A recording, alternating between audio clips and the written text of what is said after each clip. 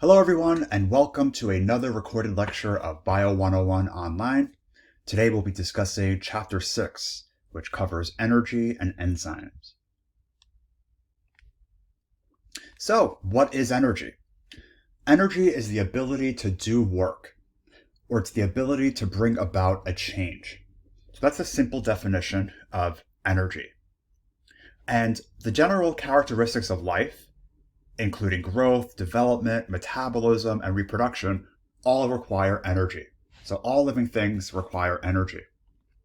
And there are two major forms of energy. There's kinetic energy, which is the energy of motion. An example of kinetic energy is when your leg muscles contract to cause you to move forward. You're physically moving. When water falls from a waterfall, that's physically moving. It's the energy of motion. When a ball rolls down a hill, that's kinetic energy. It's energy of motion. The other type of energy is called potential energy. And potential energy has the capacity to do work, but it is not used. So it has potential to do work, but it's not being used. So potential energy can come in two flavors. It can be energy due to position. So for example, at the top of the waterfall, there's a lot of potential energy, because if that water were to fall, that can turn into kinetic energy. So let's look at this picture over here. This girl is holding up a ball, and this ball at this position, right, has a lot of potential energy. So it's energy due to position because it's up here, it has a lot of potential to do work. Once this ball is dropped, that potential energy is transformed into kinetic energy. So that's potential energy in terms of its position, but there's also potential energy when we talk about chemical energy. So chemical energy is a type of potential energy because inside chemicals, we know that atoms form bonds with each other, right? Chemicals form bonds, and energy is stored in those bonds. So within a chemical, within a molecule, you have a lot of these bonds holding atoms together, and those bonds contain energy. If I were to break those bonds, I would then release energy. So what I'm trying to say is that the energy stored in bonds has the potential to do work. So food and gasoline contain chemical energy, which is a form of potential energy. Once we put the gasoline in our car, then we could convert that potential energy into kinetic energy of moving the car forward. Right, so inside this apple, we know that there's a lot of glucose, which is a form of carbohydrate. And inside the glucose, you have bonds, right? Between the carbon and oxygen, etc., you have bonds. And as our body metabolizes the apple, it will break these bonds. And the energy stored within those bonds can then be used for something more useful, right? So we'll talk about how we need to make ATP from the food we eat. So we eat food and we convert the chemical energy in food into ATP. So we could use the ATP for cellular function. So let's just look at a few different illustrations that depict potential and kinetic energy. So we said potential energy is an example is like chemical energy, the energy stored in bonds. Kinetic energy, an example would be anything that's moving, but that also includes light, sound, and heat. So light consists of photons that are physically moving in waves, right? Sound, those are, again, they're waves of particles. So these are all moving forms of matter. Heat is also physically moving. So these are forms of kinetic energy. And as we'll soon see, energy can be converted from one form to another. So this man over here is holding a bow and arrow, and in this position, there is the greatest amount of potential energy. Only when he releases the bow will the arrow be flying forward using the kinetic energy. Another way to think about it is with like a spring and a ball attached. So when the spring is fully compressed, it has high potential energy, right? It has the potential to cause a lot of change. Once you release the spring, right, the extended spring will convert the potential energy into kinetic energy. That kinetic energy will be transferred to the ball, and that ball will fly upward. One more example, right? When you're riding a bike on the top of a hill, you have a high potential energy, but as you go down the hill, energy will be released as kinetic energy. So in terms of potential energy, we know that chemical bonds contain energy that can be released. So molecules like glucose and triglycerides store energy in their bonds. So here is a glucose molecule, has a lot of potential energy. Only when we metabolize it and break it down do we release that stored energy when the bonds are broken. We must break the bonds, and that's what digestion is. We're breaking bonds to release energy. If the cell cannot capture the energy that's being released, then it will be all lost as heat. And we'll continually see this in this chapter. Energy transfer is not very efficient. So oftentimes we lose energy in the form of heat. So heat keeps on accumulating in the universe as chemical reactions proceed. So heat is lost as potential energy, and it's converted to kinetic energy. So what best describes kinetic energy? So pause here. The answer is C. Now answer this one. Please pause here. This answer is D. So now we can talk about the two laws of thermodynamics. And since this is a BIO101 course, we're not going to talk too much about thermodynamics or biophysics, but you should be very familiar with the two laws of thermodynamics. The first law is the law of conservation of energy. And this law says that energy cannot be created or destroyed. It can only be changed from one form to another. What that means is if I have a box of energy, I can convert it to a different type, but it's still going to weigh the same, right? So to speak, it'll be the same amount of energy, right? It's not going to be greater or less than. Energy cannot be created or destroyed. And what we know from physics is that in response to the Big Bang, that was 13.8 billion years ago, all of the energy that's now on our universe first started during the Big Bang. So all that energy expanded and can convert into matter. So without going into too much detail, we know the theory of relativity says that E equals mc squared, that energy and mass are interchangeable, right? They can be converted from one to another. So we can convert energy from one form to another very easily. Let's think of a few examples. When we plug in this drill, we're converting electrical energy into kinetic energy. It's physically causing this bit to move. A little more complicated example, you could think about a turbine. A turbine is something that spins really, really fast and can cause a generator to produce electricity. So what we can do is we can start with chemical energy in form of firewood. So the firewood has a lot of potential to produce heat. So the chemical energy of firewood can be used to convert that into heat energy once I set the logs on fire. That heat energy can then heat up water to produce steam.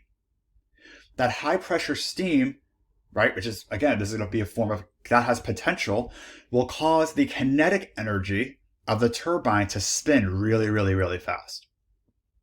And as that spins, that can store electrical energy in the generator, which is a form of potential energy again. And then if I plug something into a generator, I could then use that potential energy for some kind of work. So what I'm trying to illustrate here is that energy can be easily changed from one form to another. All these types of energy, like electrical energy, heat energy, light energy, kinetic energy, those fall under either potential or kinetic. right? All the categories of energy fall under either potential energy or kinetic energy. And energy is converted from one form to another in the processes of cellular respiration and photosynthesis. So let's start with this tree over here. Kinetic energy from the sun, right? So sunlight is actually kinetic energy. That's going to allow photosynthesis to store that energy in the form of sugar, which is potential energy. So photosynthesis converts kinetic energy from the sun to potential energy in the form of sugar. In doing so, a lot of heat is lost. So most of the sunlight does not actually make it into the potential energy of sugar. A lot of heat is lost. So it's not 100% efficient. Sugar then gets broken down. So let's use this example over here. This sugar then is needed to make ATP. So the potential energy in sugar will be broken down in cellular respiration. Heat will also be lost in this process. And cellular respiration could produce ATP, which is another form of potential energy that's available for cellular tasks. And of course, the products of cellular respiration, CO2 and H2O, feed back into photosynthesis. So what this is showing you is energy flows through the system. It's not a cycle. It's not a cycle because heat gets lost. So heat energy that gets lost never gets back into the cycle. So it's not this, I want to point this out very importantly. Their photosynthesis and cellular respiration feed into a cycle because the products of photosynthesis are the reactants of cellular respiration. But energy does not cycle throughout the ecosystem, right? Energy is like a one-way flow from the sun. Some photosynthetic organisms can absorb a lot of that kinetic energy from the sun and convert it into sugar, but most of that heat is lost into the environment, into the universe. Right, so in photosynthesis, we said that solar energy, which is a form of kinetic energy, is converted into chemical energy, which is a form of potential energy. Right, and much of that energy is lost as heat, as we said. So all producers take that solar energy, which is kinetic, convert it into carbohydrates, which is a form of chemical energy, and heat is lost as a byproduct. So this brings us to the second law of thermodynamics, which is a little tricky. So the second law of thermodynamics says that energy cannot be changed from one form to another without a loss of usable energy. So this means no energy transformation is very efficient. We always lose some form of energy. And each energy transformation moves us closer to a state when all usable forms of energy become heat that is lost to the environment. This is a little conceptual, so it might take you some time to understand this. It's one of the trickiest parts of biology, I would say, actually. But as we convert one form of energy to another, we're losing forms of energy as heat. So as time goes on, we're continuing to disperse that energy, right? Energy is flowing through the ecosystem. And heat that disperses in the environment cannot be captured again and converted to a new form. And that's what the second law is saying, right? Energy is continually being lost. As time progresses, more and more energy is being dispersed in the universe. So I hope that makes sense so far. So the second law explains that the universe becomes more disorganized over time. This is a tricky term. Disorganized and dispersed mean the same thing here, right? We end up spreading out energy. It's dispersed. It's not contained. It goes from contained to more dispersed. That's what the second law of thermodynamics says. Things go from more organized and contained to more disorganized and dispersed, just by itself. And there's this really important word called entropy. Entropy is the term used to indicate disorder or energy dispersal. So basically what the second law of thermodynamics is saying is that entropy increases in the universe over time. Right? There's this increase of energy dispersal, increase of disorder as energy gets changed from one form to another. And every cellular process results in an increase of entropy in the universe and a decrease of available energy in the cell. So to rephrase, things go from less stable to more stable on their own. What that means is spontaneously, things like to go an increase in stability.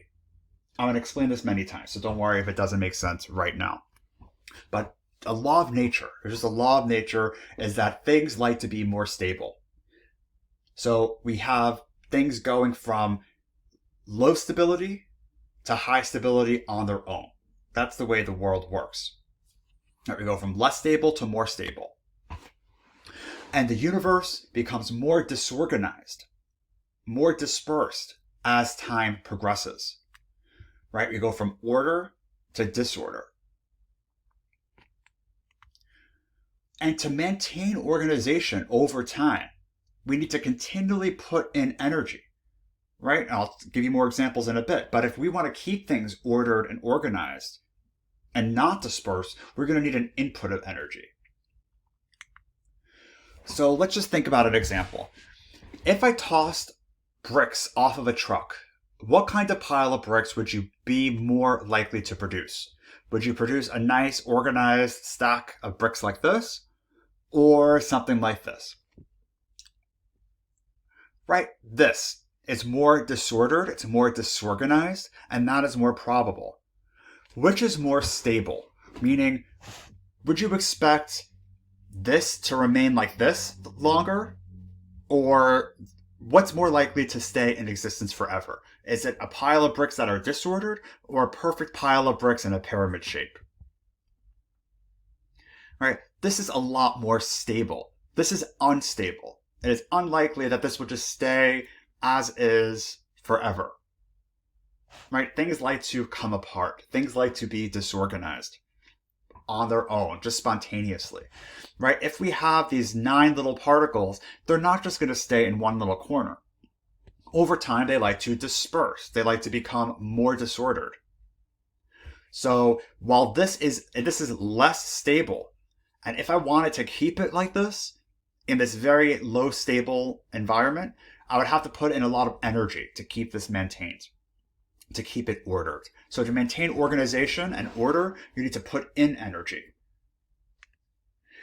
And there's a classic example to illustrate disorder, stability, and energy in the case of a messy room. This might not make sense right away, so I'm going to ask you to, you should have read the book already, of course, but pause here and review this until it clicks, because it will click eventually.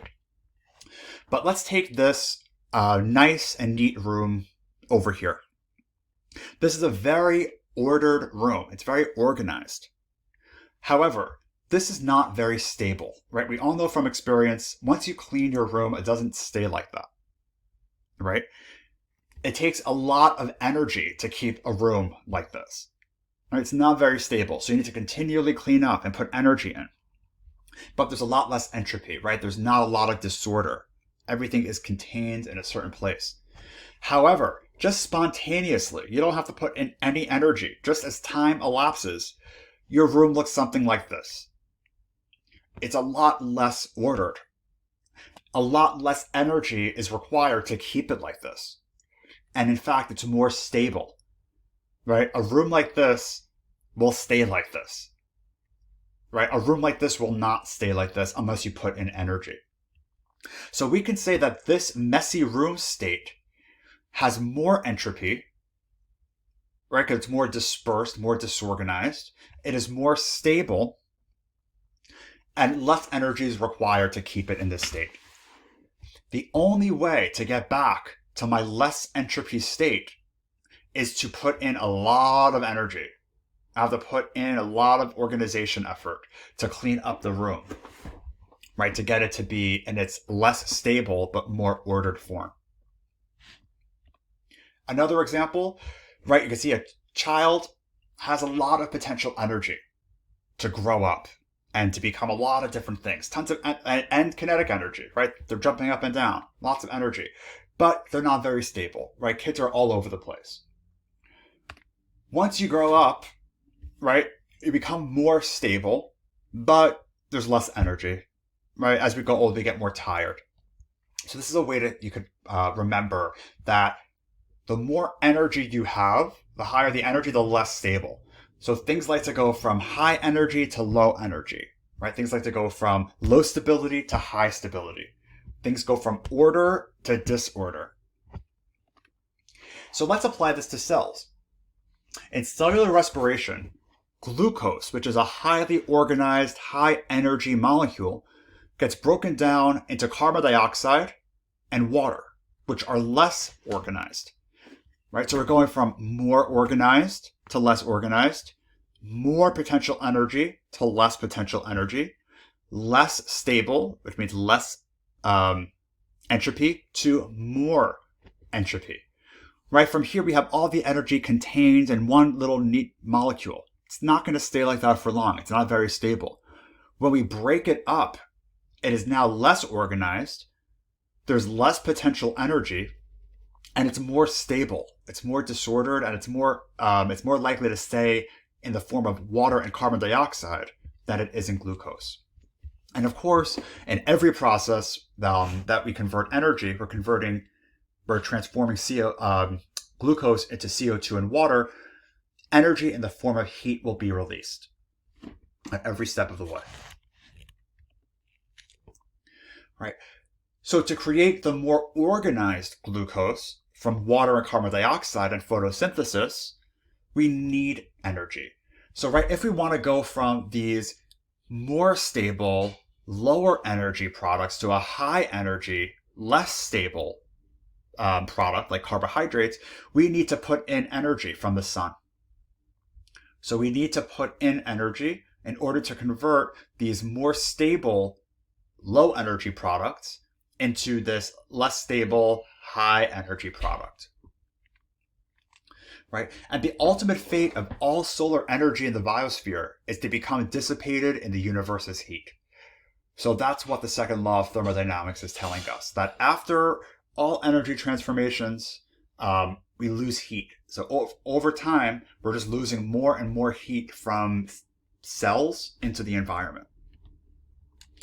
So a living cell can function because it's a temporary container of order, so to speak. And this is purchased at the cost of a constant flow of energy. So cells maintain order temporarily, but they need a constant source of energy in order to do this. So that's what makes cells crucial for living things. Right? Living things require organization, and in order to keep that organization, we need energy. So going back to the first lesson, all living things are organized, and all living things require and store energy. So we can watch this video together right now. The second law of thermodynamics states that the entropy, or disorder, of a closed system is always increasing.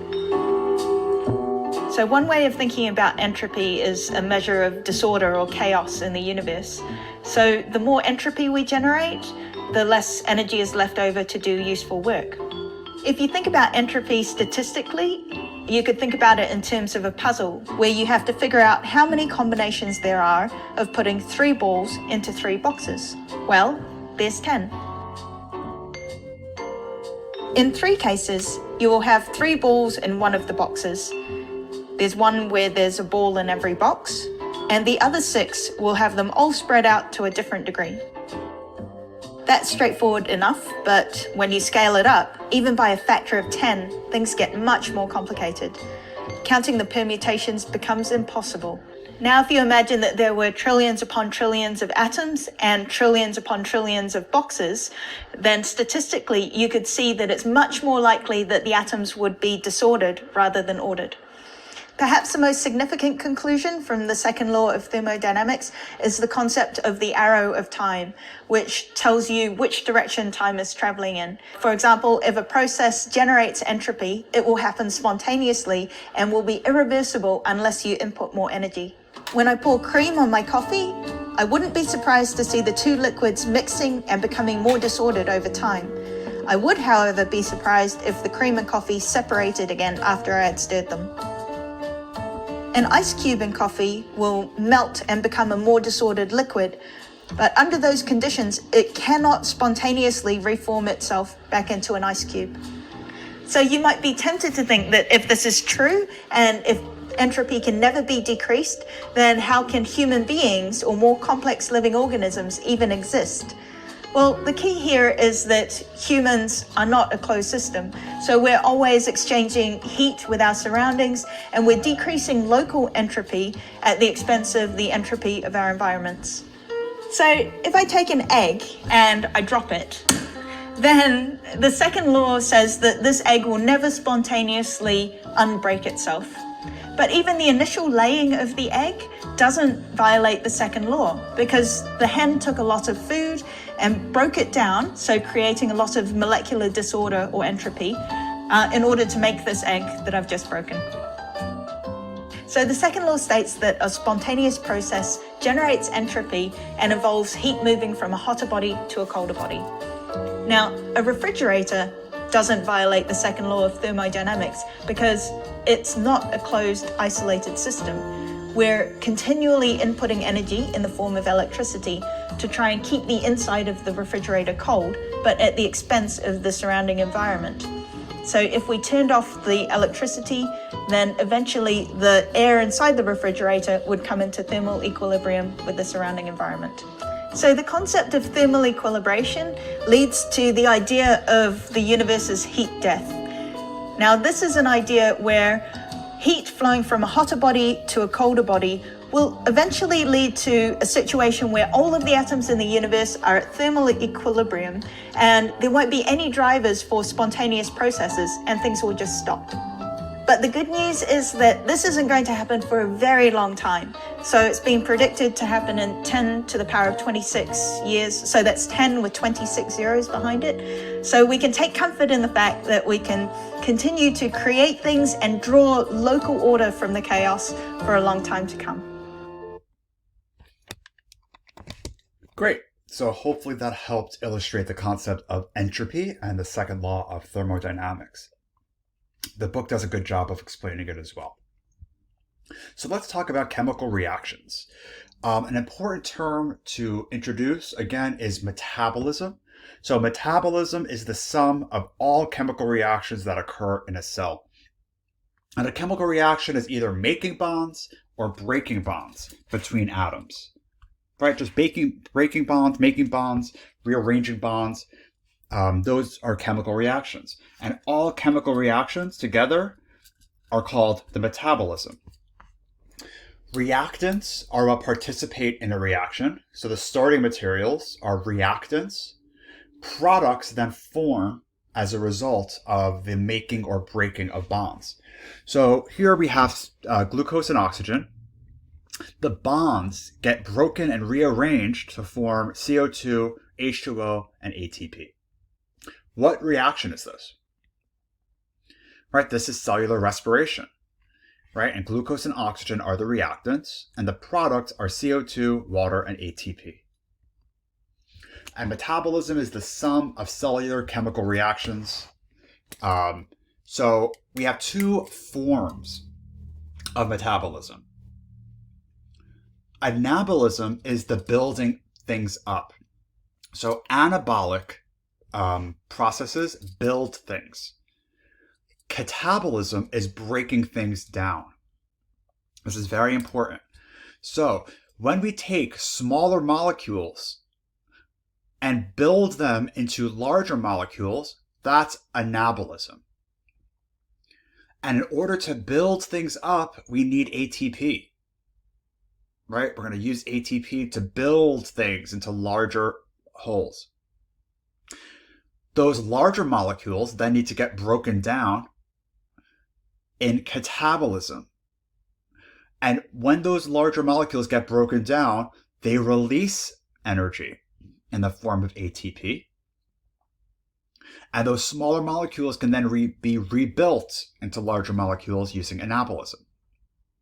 Note that anytime you convert one form into another, heat is lost. So as we break down larger molecules into smaller ones, lots of heat is lost in the form of, in the process of catabolism. So let me ask you a question. If you have a very fast metabolism, does that mean you do more catabolism or anabolism? If you have a very fast metabolism, right, that means you do more catabolism. You break down more than you build up. So you have a very fast metabolism, right? So again, metabolism is like the net. It's weighing both sides of the scale, anabolism and catabolism. And homeostasis tries to keep metabolism equal between anabolism and catabolism, right? We want to be at homeostasis. We don't want to be building too much or breaking down too much. And this brings us into a concept of free energy. A little tricky, but free energy, also called Gibbs free energy, after the person who studied this.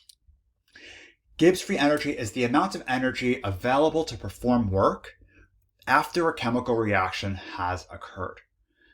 This basically tells us how much energy is actually usable. How much energy is actually usable in a substance. And you can look at the delta G. Delta G means the free energy change.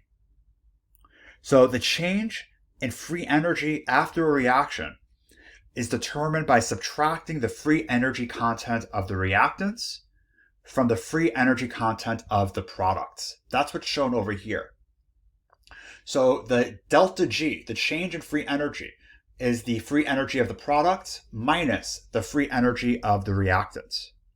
And we'll talk about two different types of reactions. One type of reaction will always release energy, meaning it will have a negative delta G, and some require an input of energy, and those will have a positive delta G. Again, this is the most physics you'll have to learn for biology, but it's very important to understand this part. So we'll talk about the first type of reactions are exergonic. An exergonic reaction is a reaction where energy is released. In these types of reactions, we have a negative delta G. That means energy is being released. The reason why the delta G is negative is because the reactants have more free energy than the products. So your starting material has more energy than the ending material. And since we know that energy cannot be created or destroyed, right, where does the energy go after the chemical reaction? Right, if you start off with high energy and you end off with low energy, where did the rest of the energy go? It was released.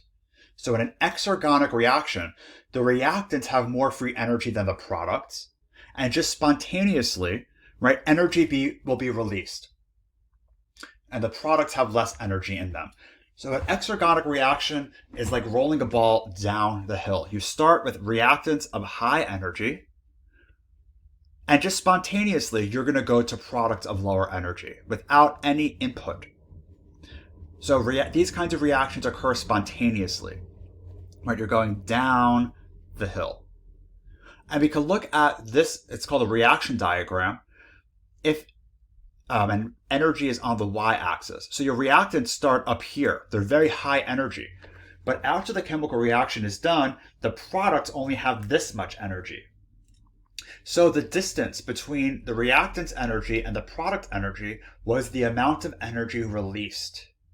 And that's why it's a negative delta G, because you would subtract the energy from the products minus the energy of the reactants, and that would give you a negative number. Right, so again, this is another way to look at it. Right, an exergonic reaction releases energy. An example would be glucose getting broken down to CO2 and water. Right, glucose has a lot more energy than CO2 and H2O. So energy will be released. And if I were to take, let's say, I'm going to give you random numbers. These are low energy. So this is a 5. This is high energy. So this is a 50. If you were to subtract the product minus the reactants, it would be 5 minus 50, which would be negative 45. That's a negative delta G. That means energy is being released. And we use calories to measure heat. So calories is the proper term that we use to measure heat. Right? It's the amount of energy required to heat 1 gram of water 1 degree Celsius. Anyway, I want to go back to this. So exergonic reactions, right, release energy because the products contain less energy than the reactants do. So when dynamite explodes, there's a lot more energy contained in here than in the CO2 and the oxygen that gets produced after it explodes. So a lot of energy is being released. The other type of reaction is called an endergonic reaction, where exer means like out. So exergonic, you're releasing energy. Endergonic, you're going to require energy. So energy is needed for endergonic reactions. So these are not spontaneous. It's only going to happen if you put energy in. And in these types of reactions, the products have more free energy than the reactants do. And that's what explains why energy is needed. You need to put in energy if you want your reactants to convert into a high energy product. So when we build muscle, right, we need to put in energy. We need to physically lift weights. We need to expend energy in order to move amino acids together and synthesize them. So an endergonic reaction is almost like pushing a ball uphill. You need to put in energy. And the reactants started off really low energy, but we want to get them up to products of really high energy. So the amount of energy required would be equivalent to the distance between these two energy levels. Right? So an example of this would be photosynthesis, because we're converting CO2 and water into this high-powered glucose. So let's use the same example here. Let's say CO2 was 5 calories of energy and glucose was 50 calories of energy. What is my delta G for photosynthesis? It would be 50 minus 5, which would be positive 45. That's an endergonic reaction because I need to put in energy in order to get these high-powered products out. So those are exergonic reactions, negative delta G, they're spontaneous. Then we have endergonic reactions, positive delta G, they're not spontaneous. You need energy. So pause here and answer this question, please. So the reaction must be A, endergonic. If energy is released from a reaction, it is called B, right? Exergonic. And I want to actually just take a second to ask you, what type of chemical reaction that we learned about would be endergonic? So in chapter 2, we spoke about different reactions. In chapter 3, what kind of reaction that we spoke about would be endergonic? What kind of reaction requires energy? Right? Dehydration reactions. Right? If you remember, dehydration reactions helped connect smaller parts into a bigger whole.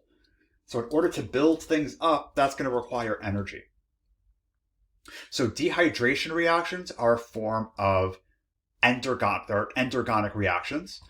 And would that be considered anabolic or catabolic? Right, that would be considered anabolic. So it's important to kind of connect these different concepts across chapters. So let me ask you the other question. What kind of reaction would break things down? Right, hydrolysis reactions would break things down. Would hydrolysis be endergonic or exergonic? It would be exergonic. You're releasing energy. And in a hydrolysis reaction, Are you building things up? Are you anabolic? Or are you breaking them down? Is it catabolic? Right? It's catabolic. So you should know that endergonic reactions, like dehydration reactions, are anabolic. They build things up and thus require energy. Hydrolysis reactions are catabolic. They break things down and release energy. So we call those exergonic.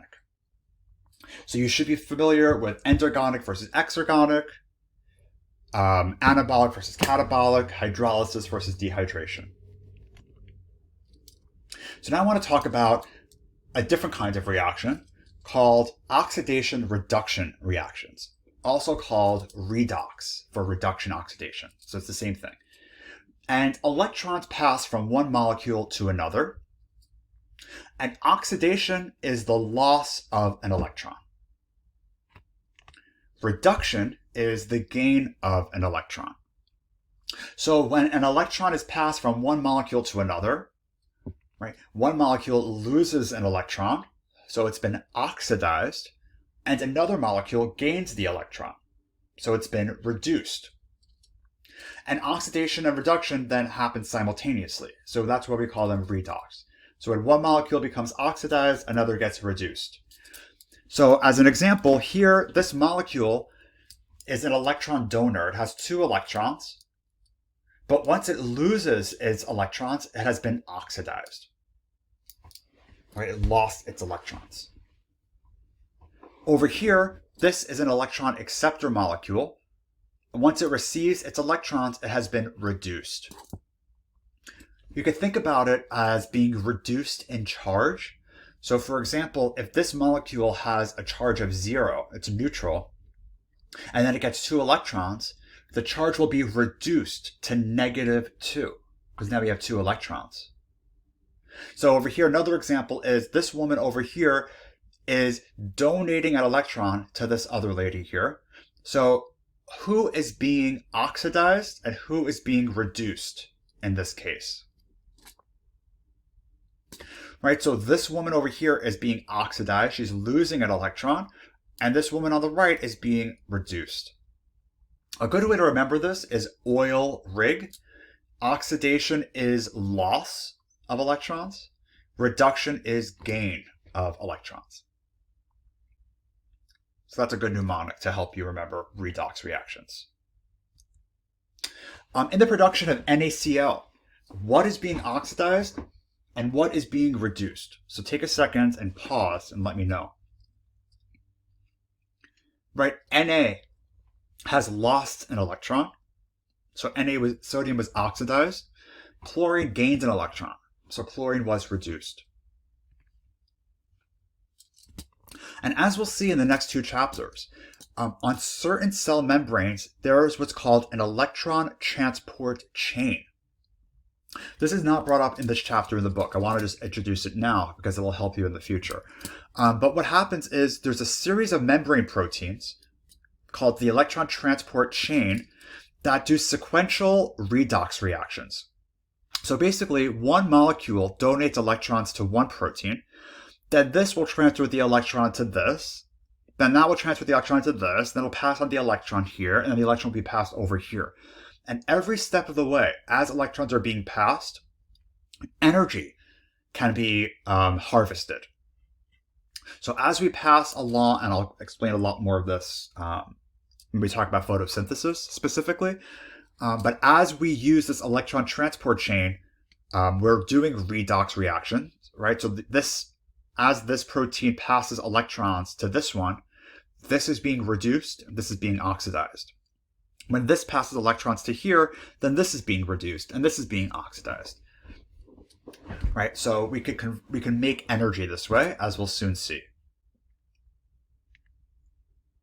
Right, as energy is released, cells can store it and use it for other reactions. So that's reduction and oxidation. So pause here and answer this question.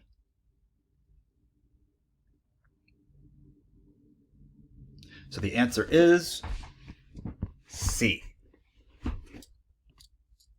Let's talk about ATP again. So ATP, adenosine triphosphate. is the cellular energy currency that all living things require. So ATP is a special nucleotide that temporarily stores energy. And that's the only form of energy that cells can actually use to power chemical reactions. So ATP, again, looks a lot like an RNA nucleotide because it has a ribose sugar, it has an adenine nitrogenous base, and instead of just one phosphate group, it has actually 3 phosphate groups. And it's this special phosphate bond right over here. The special phosphate bond that has high energy. So it's phosphoanhydride bond is what it's called. And when this bond is broken, right, there's a lot of potential energy in this bond. When this bond breaks, then I can release the energy that was stored here and capture it for another cause. Right? Most energy is just stored in this last bond. And when I break the bond, it will release energy that I can use for cellular metabolism. Normally, ATP supply in the cell is kept very low, and it's constantly being regenerated from adenosine diphosphate, ADP. So ATP is always being made from ADP. You can think about ADP, adenosine diphosphate, as a partially charged battery. It has a little energy, but not much. I have to add on an extra phosphate with an input of energy in order to fully charge the battery. So is this exergonic or endergonic here? Like, this is endergonic. I'm inputting energy to get a more high-powered product. I also like to think about ATP like a compressed spring. Once I clip this spring, this phosphate will come flying off and will release a ton of energy. So ATP powers lots of different types of work in the cell. It can cause physical movement. It can allow things to be transported, like an active transport. It can help convert substances into other substances in the form of enzymes. So I like this picture. I'd like you to look at it. Right? How cells use ATP to power cellular work. So everything from muscle contraction to activating certain chemicals. We spoke about the sodium-potassium pump, which actually uses more ATP than any other protein. So most of the energy in your body right now is being used to power this one sodium-potassium pump. We spoke about movements like flagella require ATP in order to move. Cell crawling, right, with actin polymerization requires ATP. Heat production is also done by ATP hydrolysis. So I want to show you something you might not be familiar with. So bees rely on ATP hydrolysis to produce heat. And they need to do this when the queen of the colony grows too old. They have to kill the queen. So what the drones, what the worker bees do is when the queen is sick and old, here's the queen here, they surround her and they use ATP hydrolysis to produce heat. And by surrounding the queen, they're basically cooking her to death. So here you can see, here's the queen, and she has, she's sick and she's tired. She can't do her job anymore. So these worker bees are going to kill her. So another queen can reign over them. So you can watch this. Eventually, there's no more queen. This is called balling. So all these drone bees are balling, and they're going to end up killing the queen, so a new queen can be elected. Yeah. So I bet you will look at bees a little differently from now on. So we know that ATP is formed during cellular respiration, right? Cellular respiration is a series of chemical reactions that help transfer the energy from sugar into the form of ATP. So we use the energy contained in an energy bar, right? We break that down. We can break down the potential energy, right? Those are exergonic reactions. As we break down the potential energy, we're going to release all the energy contained in the bonds of all the molecules in this energy bar. And we could use that energy that's being released from digestion to make ATP. Right? When we use that energy, we can break down ATP and then power it for kinetic energy. So in this way, we're converting one form of potential energy in food to a different form of potential energy of ATP. And then when we break down ATP, we could use that energy stored in the third phosphate bond to power endergonic reactions. So this is a very important concept of how energy cycles. So chemical reactions in cells must occur very quickly in order to sustain life. A quick side point, where does cellular respiration occur? In eukaryotes? Right? In the mitochondria. Right? In the mitochondria. So that's important. So I want to show you on this next slide how these chemical reactions feed into each other. It's very important to understand this. So these are called coupled reactions. Coupled reactions are crucial to sustain life. And what a coupled reaction says is that energy from an exergonic reaction can be captured by ADP to make ATP. So it's almost as if we're going to use the energy released from a reaction to charge a battery. And we're going to hold on to that charged battery until we need it. Then that charged battery, ATP, can be used to drive an endergonic reaction. Right? When I need to do a reaction that requires energy, now I have a charged battery that I can use. So this is how unfavorable reactions can occur. Right? A reaction that requires a reaction that requires energy is not going to happen on its own. Right? We need ATP. So that's why we can couple exergonic reactions to endergonic reactions, coupled reactions. So let me show you this diagram, which looks confusing at first, but it's a very good diagram, very informative. As we go from glucose, very high energy content, to CO2, H2O, and heat, we're going to release energy. When we break this down, we go from high energy here to low energy, we're going to release energy. And that energy can be used to convert ADP to ATP. Right? So as we go from high energy to low energy here, we can go from low energy to high energy here. That's an example of a coupled reaction. This is exergonic, and this is endergonic. So as a result of breaking down the glucose, we actually ended up making ATP. So now when I need to build proteins from amino acids, now I have energy to do so. I could use that ATP and hydrolyze it back to ADP, so I have the energy to build amino acids into proteins.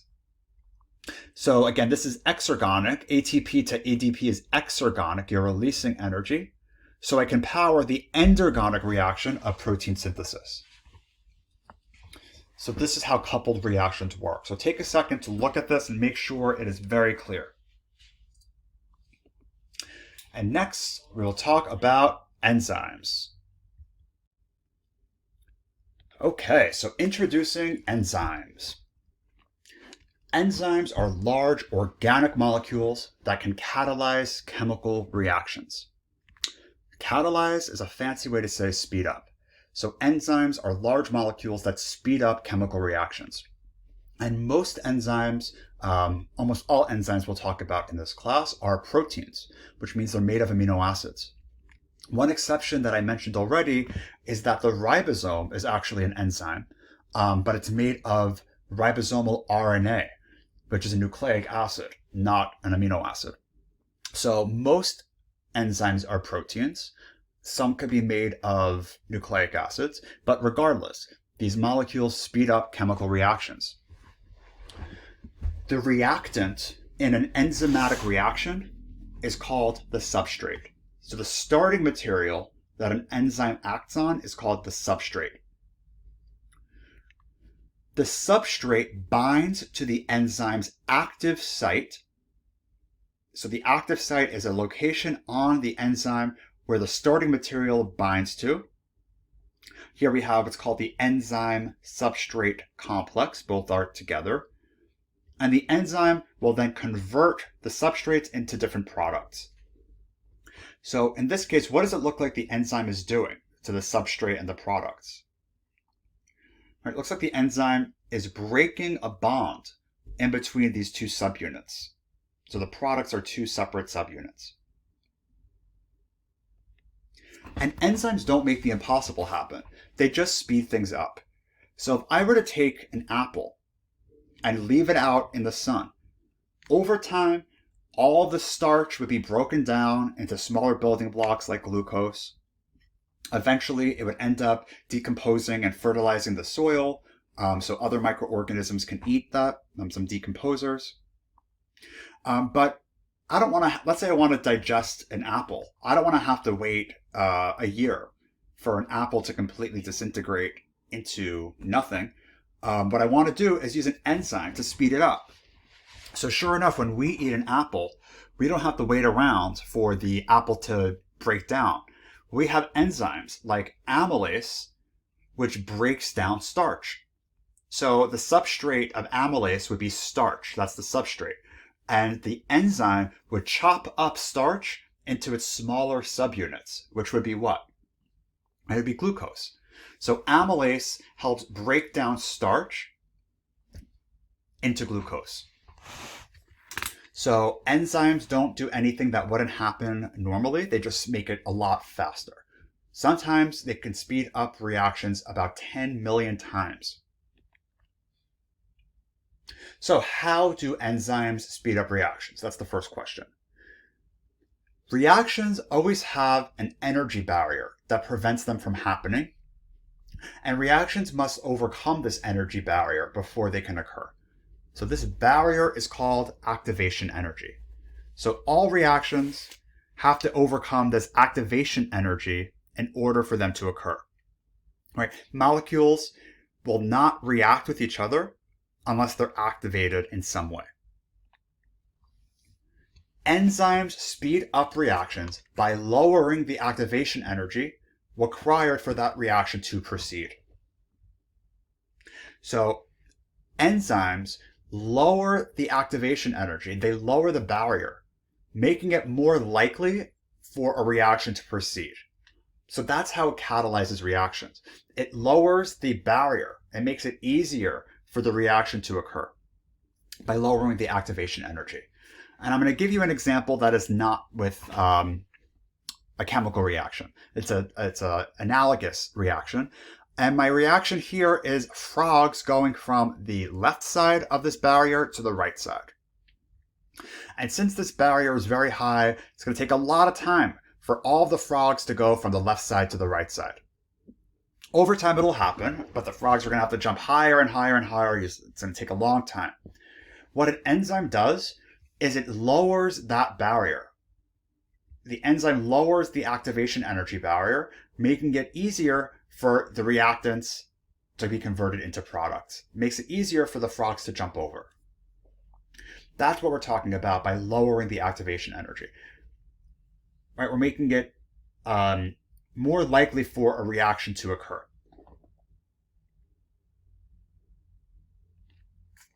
What is the energy barrier that must be overcome before a reaction can take place?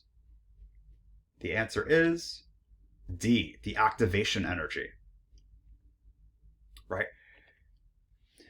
So how do enzymes speed up reactions? We said they lower the activation energy.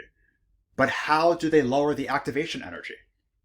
Right? The only thing that enzymes are doing is lowering the activation energy. Enzymes have no effect on the energy content of the product. It only influences the rate of the reaction. So reducing the energy of activation increases the rate at which a reaction may occur. Right? That's why enzymes are catalysts. But how do they lower the activation energy to make it more likely for a reaction to proceed? Enzymes can physically change their shape to position substrates so they can react more easily. I'm going to illustrate this in the next slide. But again, we said for reactants, this bond has to be broken right here. And for this reactant to be converted into its product, we have to break this bond. What kind of reaction can break this type of covalent bond? Hydrolysis, right? A hydrolysis reaction is a type of reaction that uses water to break a bond, right? So somehow the enzyme can position this reactant in such a way to make it more likely for a hydrolysis reaction to occur. Otherwise, there's a huge activation energy without the enzyme. It would be very hard to break that bond.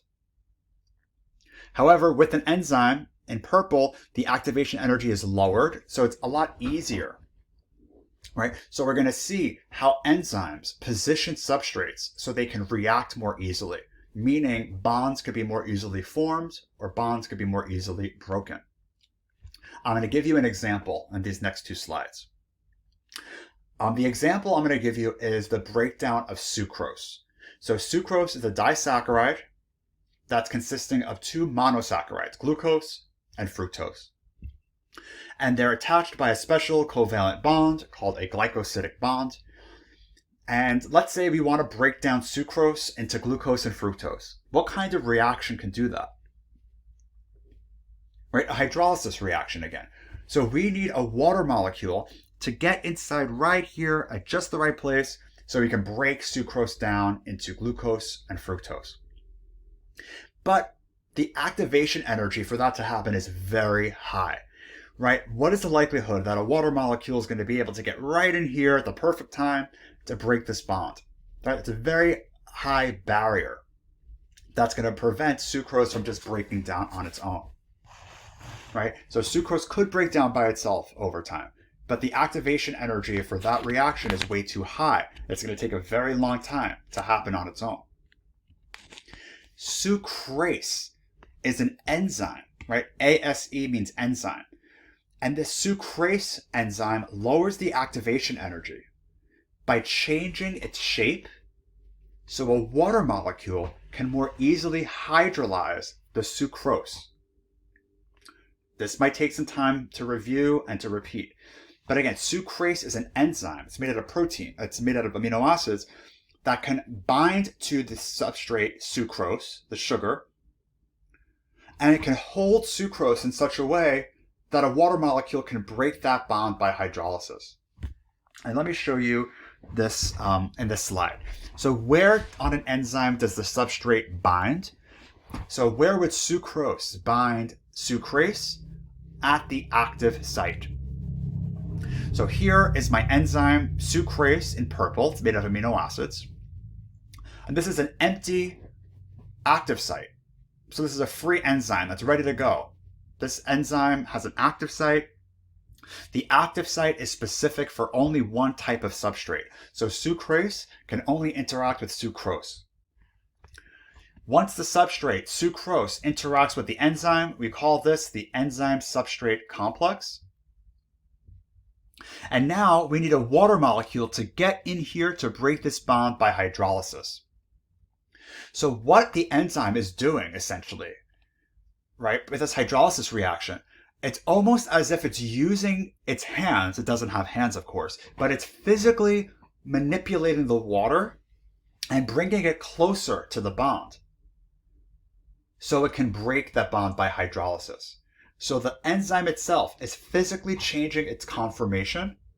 This is the conformational change that will help position the water molecule closer to where it needs to break the bond. So that's how this enzyme is lowering the activation energy.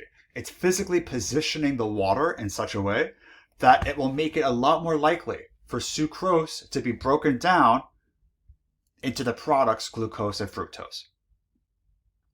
So we should really rewind that and make sure you understand how enzymes position substrates to make it more easy for the reaction to proceed.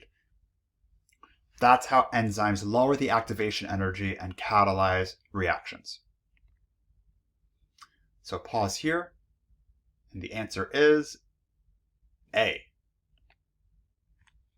Catalase is an enzyme that breaks down hydrogen peroxide into water and oxygen gas. What would bind to the active site of catalase? The answer is C. Hydrogen peroxide is the starting material. It's the substrate. So that's what will bind to the active site. What are the products of this reaction? The answer is D. Both oxygen and water are the products of this enzymatic reaction by catalase.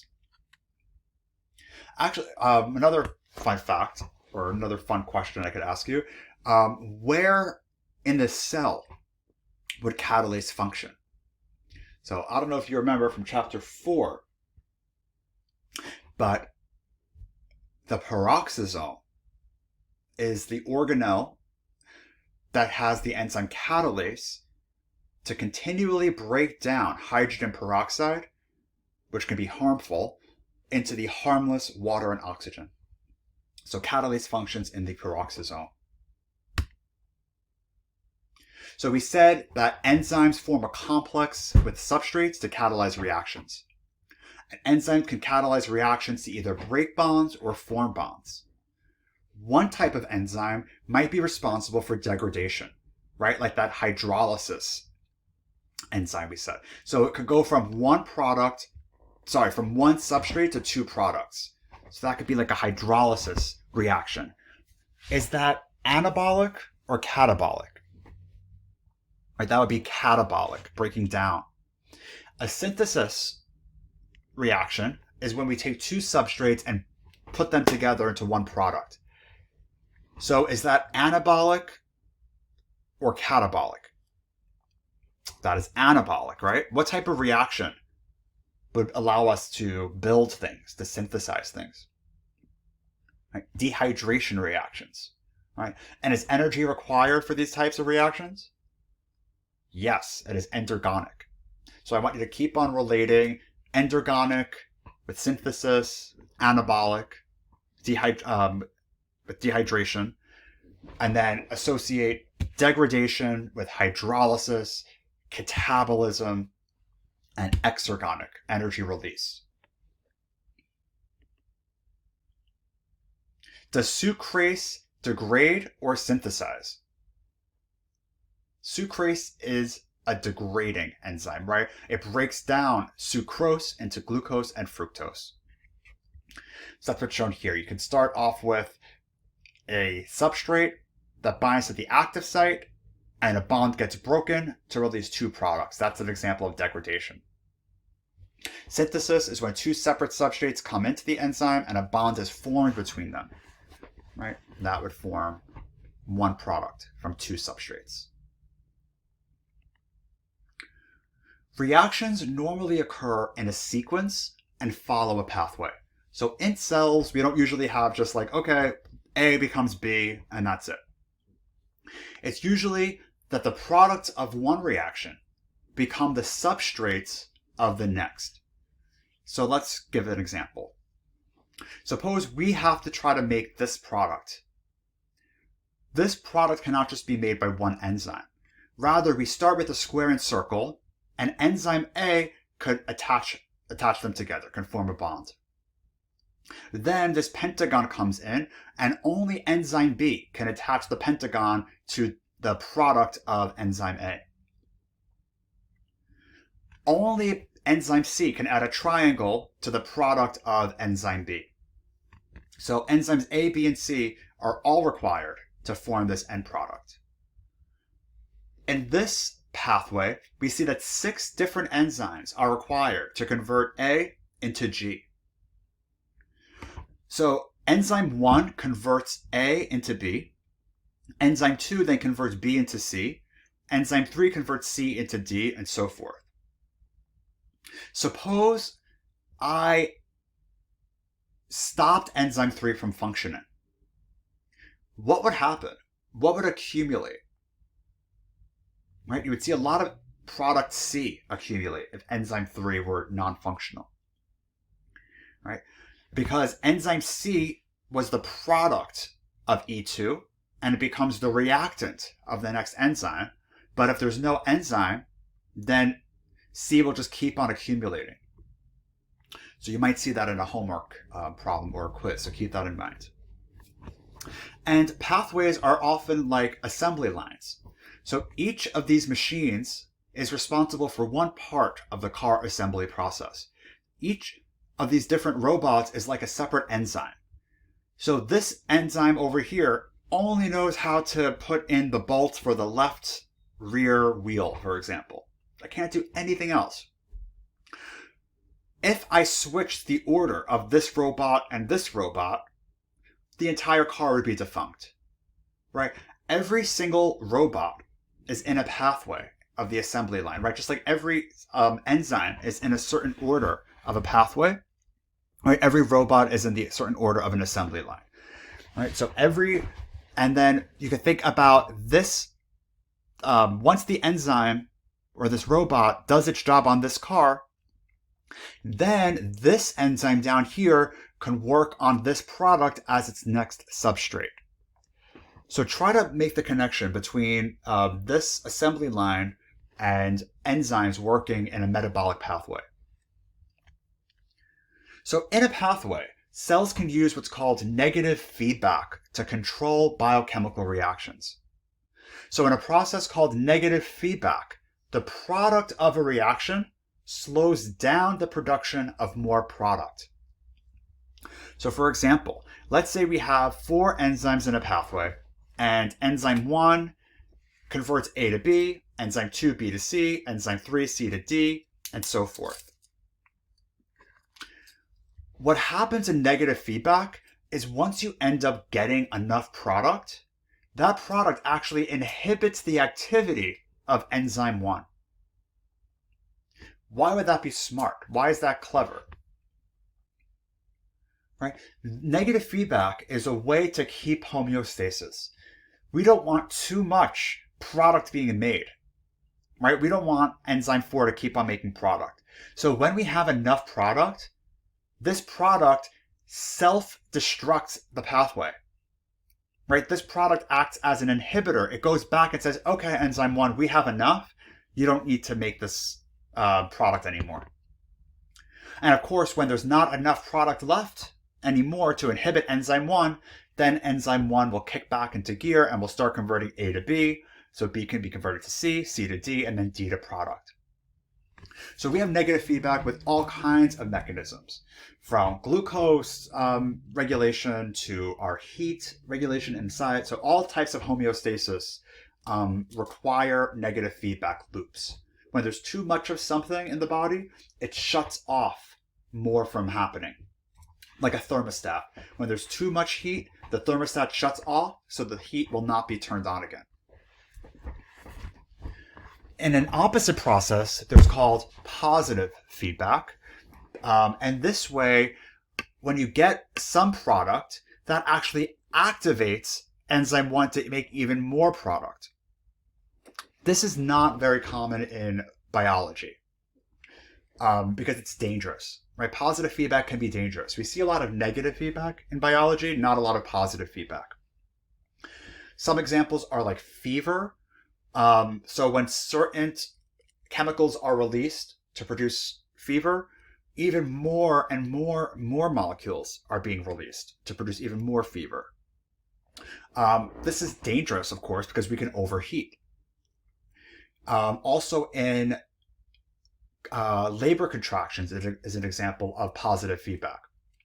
So when the baby's ready to be delivered, as it presses against the cervix, there's actually a message sent to the woman's brain to produce more oxytocin, so they can increase uterine contractions to then basically like make delivery as quick as possible.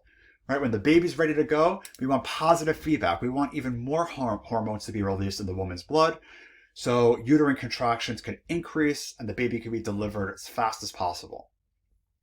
So that's an example of positive feedback. So now let's go back to how enzymes interact with their substrate. So I said before that every enzyme is very specific for one type of substrate. almost like a lock and key. So the key is like the substrate that fits inside one lock just perfectly. But there's a little bit that we know now that kind of argues with this. It's not really like a lock and key, because unlike a lock, the enzyme actually changes its shape to maximize tight binding of the substrate. This is called induced fit. So at first, the active site of an enzyme might look like it can accommodate a substrate, but once the substrate comes close, the enzyme actually changes its shape to maximize the substrate binding to it. So a lock doesn't do that, right? When you put a key inside of a lock, the lock doesn't change its shape to make it easier for the key to fit in. So enzymes are a little bit like lock and key, but there's also this induced fit.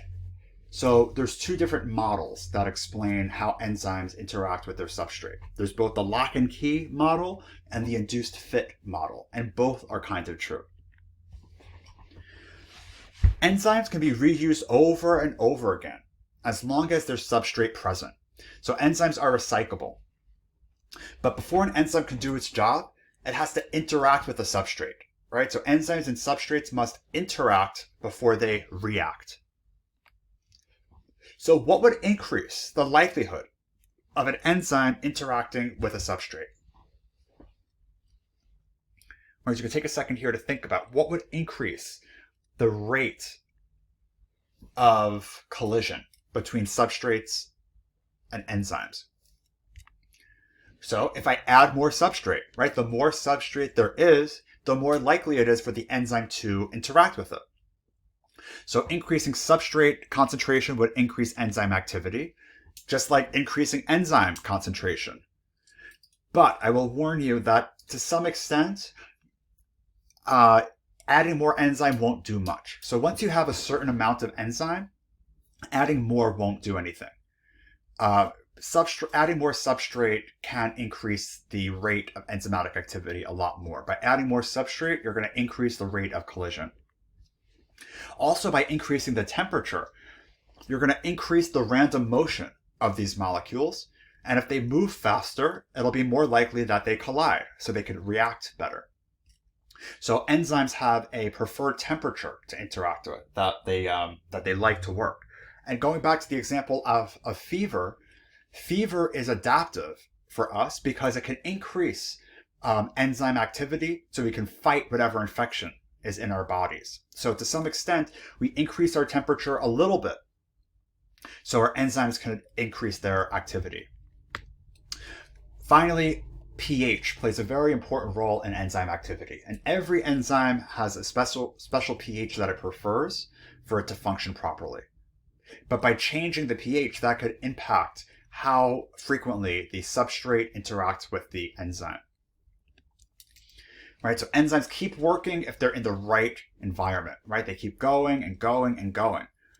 But if I change the temperature a little bit, if I change the pH, then we have a broken enzyme, right? So we need to make sure the environment of the enzyme is always right if we want it to function. So we said temperature affects enzyme activity.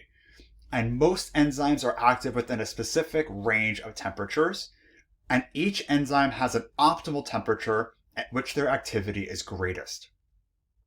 So you could do this in the lab. You can test enzymes at different temperatures to see where they're most effective. Looking at this graph, you see that an enzyme from humans is functional from about 25 degrees to about 41 degrees Celsius, but is optimal at around 37 degrees Celsius. This enzyme from a hot springs bacterium would never even function at all at that temperature. It starts to function at around 60 degrees Celsius and functions optimally at 75 degrees Celsius. So again, enzymes are not one size fits all. Every enzyme has a different preferred temperature. Why do you see this rapid decrease in activity? So it seems like it works at 37, great, but at 41 degrees, it doesn't work at all. So what explains the decrease in enzyme activity at these higher temperatures? right? Remember, when we increase heat too much, we break hydrogen bonds, and that can denature the enzyme, right? If we change the hydrogen bonds, that means the structure of the enzyme will be ruined. And if we ruin the structure, we will ruin the function. So that's why temperature, like fever, if you get too high of a fever, you're actually going to denature your enzymes. And if you denature your enzymes, your body cannot function. And again, an enzyme from a hot springs bacterium is normally functioning, in the high 70s, if not higher. Some enzymes can function optimally at about, they can even survive 90 degrees temperature. You can boil an enzyme that was found in a hot springs bacterium and it can still work. And this becomes very important when we try to do molecular biology techniques. For example, sometimes we need to make DNA. In order to make DNA, we need to do it at very high heat. So we can't use human enzymes to make DNA. We actually have to use special bacterial enzymes from hot springs bacteria to make DNA at high heat, because they can survive the high heat just fine. So remember that at high heat, hydrogen bonds break, and that would cause the enzyme to denature, right? There's no more active site in a denatured protein. So there's nowhere for the substrate to bind. So disrupting that structure will disrupt the function. Enzymes are also optimized for a specific pH. So a specific range of pH is required for the protein to maintain its conformation and have optimal activity. And here are two enzymes, pepsin and trypsin. Both are human enzymes, but both have very different preferences for pH. Pepsin is an enzyme that cannot work at neutral pH. It only functions between 0 and 2. Really, at pH 3 it doesn't work. So pepsin is found only in the stomach, which has a very, very low pH. Trypsin has a similar function to pepsin. So both pepsin and trypsin both break peptide bonds. They both break down proteins. But trypsin acts in other organs, like the small intestine, which has a different environment. The small intestine has a more neutral environment than the acidic stomach.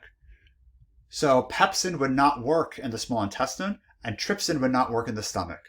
All right, each enzyme has a specific pH that's required to maintain its structure and its function. Cofactors also affect enzyme activity, and cofactors are actual molecules that are binding to the enzyme and usually help change its shape so the substrate can bind better. So normally, we didn't include this last time, but some enzymes require an extra molecule for it to work, right? That extra molecule, that cofactor, can help change the shape or can help with the chemical reaction. And some common cofactors include metal ions like iron, which is Fe. So for example, hemoglobin is a protein that requires iron to work. It would not work without iron. Also, a lot of vitamins we need, like vitamin B. Those are cofactors for enzymes. So you need vitamin B because enzymes to make ATP would not work unless you have vitamin B. Right? You have enzymes that work in cellular respiration to make ATP, but those enzymes in cellular respiration require a vitamin, which is a special molecule, in order for them to function. So vitamins and metal ions that we eat in our diet are often cofactors, meaning they bind to enzymes and they help them work. So an example I gave was iron is a cofactor in hemoglobin. So without iron, hemoglobin would not work to hold oxygen. So we said molecules can activate enzymes like cofactors, but molecules can also inhibit enzymes from catalyzing chemical reactions. We'll talk about two different kinds of inhibitors. A competitive inhibitor is a molecule that blocks the active site of an enzyme. And if an active site of an enzyme is blocked, that means the substrate can no longer bind to it. Right? So normally substrate would bind to the active site of an enzyme, but this blue competitive inhibitor interferes with the active site of the enzyme, so the substrate can no longer bind to it. Right? So a competitive inhibitor can no longer interact, allows or makes it so that the enzyme can no longer interact with the substrate. Suppose I'm going to give you an interesting example. My reaction is playing musical chairs. This is my chemical reaction. And we can see that here we have adults playing musical chairs, and each of these seats represents an active site. Right? So in order to play musical chairs, you need to have lots of active sites, so when the music stops, we can sit in it. A competitive inhibitor would be like releasing a bunch of children into the room, and all of them would end up sitting in these seats before us because they're very rambunctious. And all the active sites would be occupied. So we can't play musical chairs anymore because all these children are occupying the seats. Right? We cannot bind anymore because they're taking the spot that we were supposed to play. We were supposed to interact with. The only way that competitive inhibition could be overcome is by adding more substrate. So basically, let's say if we have this group of adults playing musical chairs, but all of a sudden a group of kids comes in and blocks all the seats, so the adults cannot play anymore. The only way to get rid of the kids is to get more adults. Right? If we get more adults, we can kick the kids out, and then we can resume our game of adult musical chairs. Right? So the only way to kick this competitive inhibitor out is by adding so much more substrate that it will compete off the competitive inhibitor. So that's competitive inhibition. A non-competitive inhibitor does not bind at the active site. It binds allosterically, which means at another site. It binds to a different location outside of the active site. But when a non-competitive inhibitor binds, it changes the entire enzyme shape so it cannot function anymore. So in our example, a non-competitive inhibitor doesn't bind at the active site. It binds in a separate location, but by binding at a separate location, it changes the entire structure of the enzyme, which prevents it from functioning. So in the case of a musical chairs example, that would be like me just breaking every chair. I'm going to rip the legs off of the chairs so the entire shape is broken and nobody can play musical chairs. Right? That's like if I melt down the chairs, I'm ruining the entire structure. Or I take off the legs of the chairs from the bottom, it's not activating, it's not interacting with the active site, which was the seat. Right? I'm messing with the legs of the chair. But if there are no legs of the chair, it's not going to function as a seat anymore. I hope that makes sense. So this is a summary of how you can have a competitive inhibitor bind at the active site, or a non-competitive inhibitor binding allosterically, but still preventing the substrate from binding to the active site. So pause here and answer this question. The answer is B, competitive inhibitor. So many drugs and medications work by altering enzyme activity. So most of the medications that are marketed on TV work by interacting with one specific enzyme and stopping it from working. In order to design such a drug, you have to really understand the shape of the enzyme you're trying to stop. Right? So this is where protein structure is really important. And I can speak from experience because my first job in biotech was working in a protein structure unit. And my job was working on cancer proteins. So certain proteins that are overactive in cancer could be stopped by designing a molecule that can inhibit them. But how could you design a molecule to inhibit a protein unless you know what that protein looks like?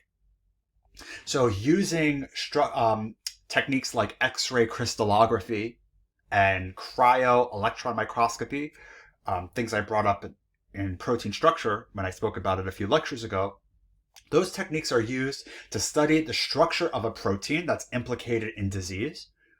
And then working with chemists, we can design chemicals that can interact with that protein in such a way to stop it from working.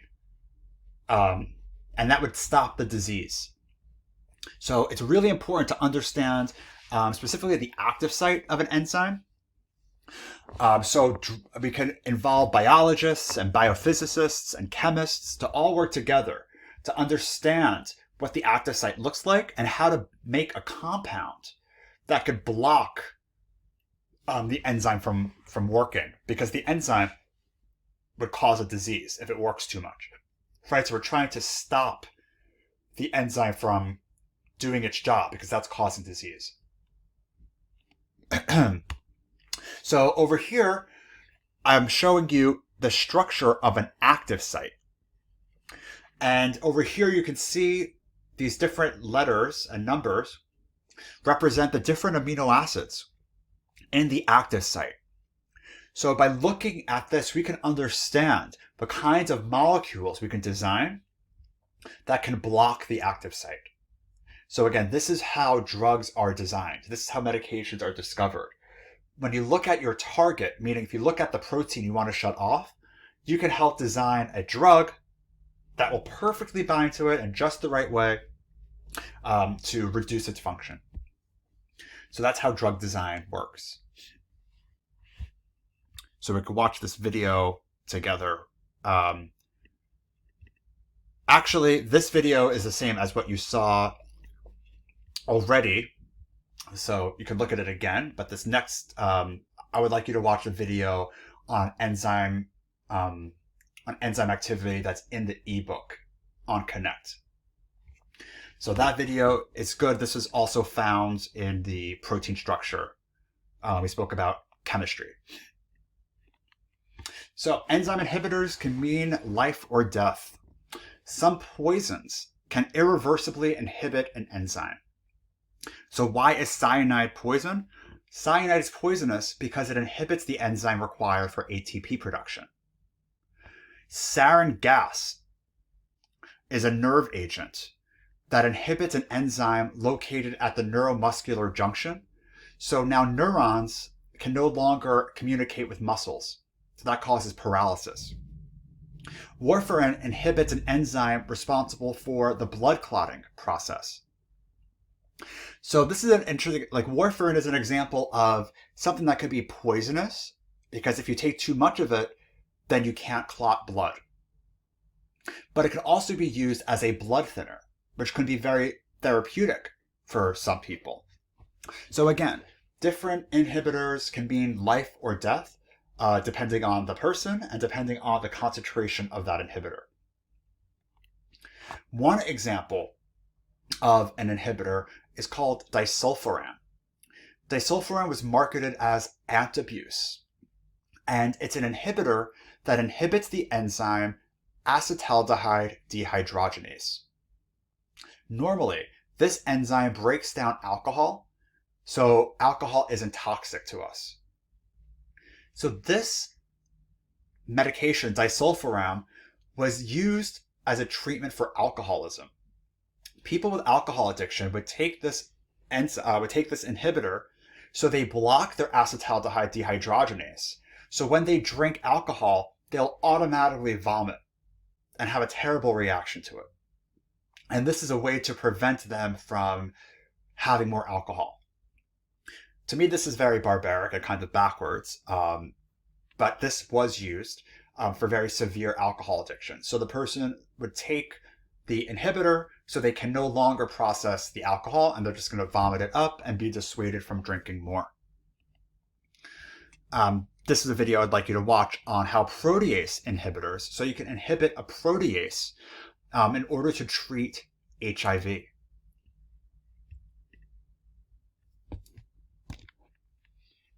This is the translation event whereby a host cell ribosome will move along a molecule of messenger RNA, and the two of these in tandem are involved in the production of viral proteins.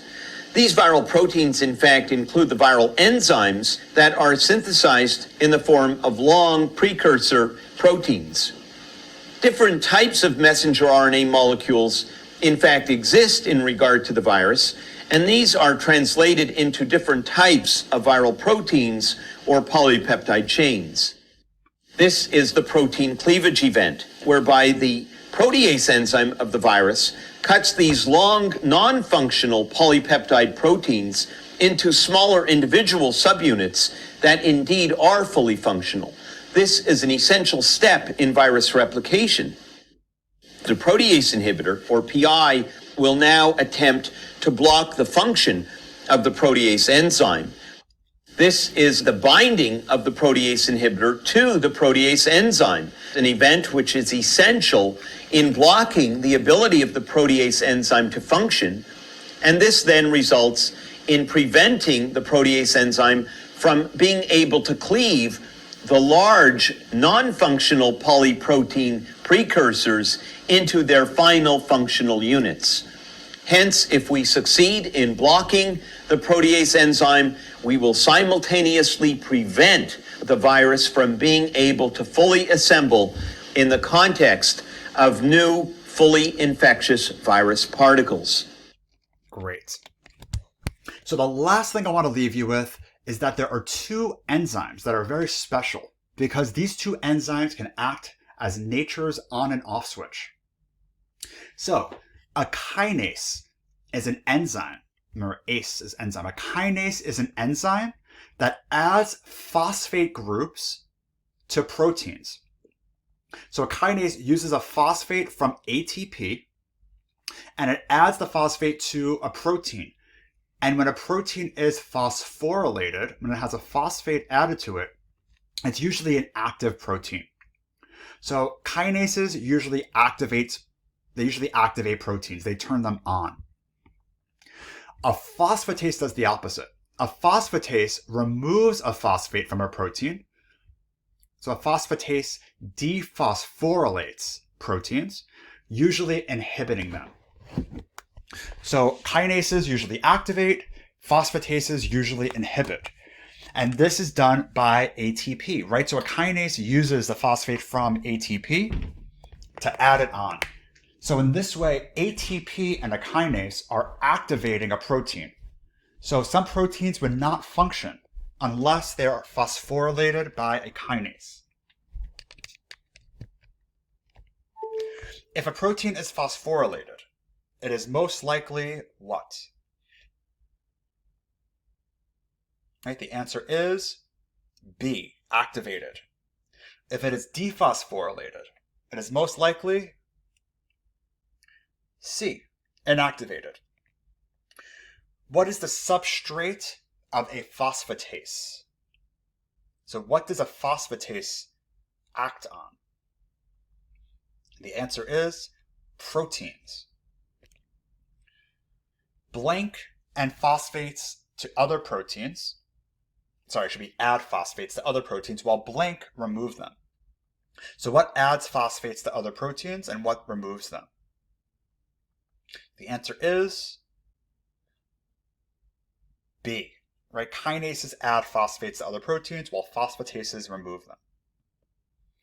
And here is a review that I'd like you to watch of enzyme activity. Let's start that right here. Enzymes are proteins which catalyze metabolic reactions involving the conversion of a substrate into a product. Enzymes bind with substrates due to their complementary shape. This is called the lock and key model.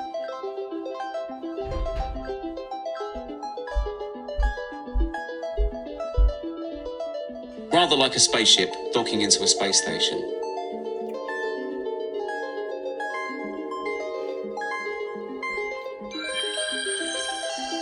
In the induced fit model, the enzyme changes shape to accommodate the substrate.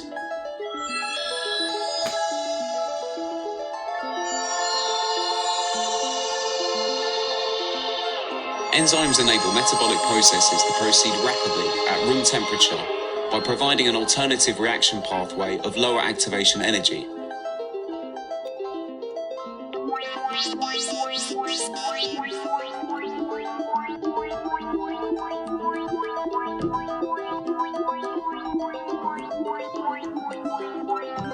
Without enzymes, these reactions would happen too slowly to sustain life, or would require extreme conditions of pH or temperature. Carbonic anhydrase catalyzes the following reaction between carbon dioxide and water. So pay attention to This this. reaction proceeds 10 million times faster with the enzyme catalyst than without. A water molecule is coordinated to a zinc atom in the protein. A proton is removed, leaving a hydroxide ion. Carbon dioxide binds to the hydroxide ion on the zinc, and the product is released. When a similar shaped molecule competes... Right, so just look at that again. Notice how the enzyme is acting almost like a workbench, like a scaffold, to hold the substrates in place so that a chemical reaction can occur. Right, without it, that chemical reaction would be very hard to happen, right? It would take a long time, but the enzyme positions them in such a way that we can make a product a lot more easily. When a similar shaped molecule competes for the active site, it reduces substrate activity. This is called competitive inhibition. Adding more substrate increases activity. In non-competitive, allosteric inhibition, a molecule binds to a remote part of the protein, preventing substrate binding by altering the shape of the protein. Great, so I hope that helped. Here's one more animation that might help you. It's more hands-on, gives you some examples. And that link is right here. You can watch that on your own. And I want to end off by looking at a little diagram that ties in everything we spoke about. This kind of combines chapter 5 and chapter 6 together. So we said metabolism consists of chemical reactions, right? And enzymes are proteins that catalyze chemical reactions. Chemical reactions can be either endergonic if they require an input of energy, or exergonic if they release energy. Right? And energy exists in two forms, either potential energy or kinetic energy. Energy is stored by a molecule called ATP, and active transport requires ATP to create a concentration gradient. We said that facilitated diffusion and simple diffusion dissipates concentration gradients by going from high concentration to low concentration. So that's a summary of chapter 5 and 6 if you had to put it all together. So that is all the information you need for the next quiz.